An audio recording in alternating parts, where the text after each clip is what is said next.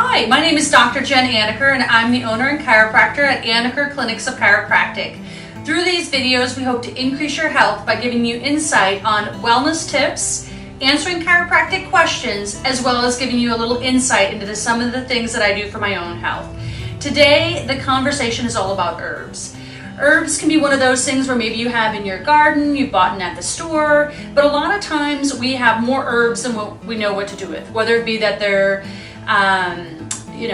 bought too much at the store, or if the garden has just exploded and it's getting to the end of the season. So today is all about what to do with the herbs.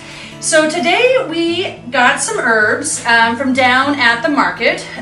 So we've got parsley that we got in the Boise market from Fiddler's Green, and then cilantro that we bought from Purple Sage.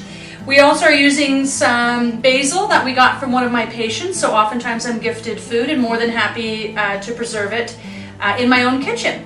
So today what we're going to talk about, the first thing is that if you're using them and you want to extend the life of them, because we all know how they can go bad very quickly, this is a great little container that I have. You put water in the bag, and then the herbs themselves, just like a canister here, just opens up, there's water in the bottom, and that helps to preserve the herbs. Another little tip is if that you have the herbs in like a plastic bag, is I always put like a napkin around it, and that'll also help so they don't wilt faster than what they should.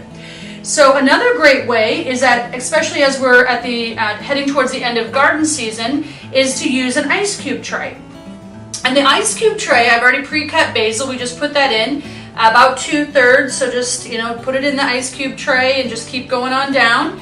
And then what you do is you just add olive oil. I do olive oil. I have heard people use water, but I prefer olive oil.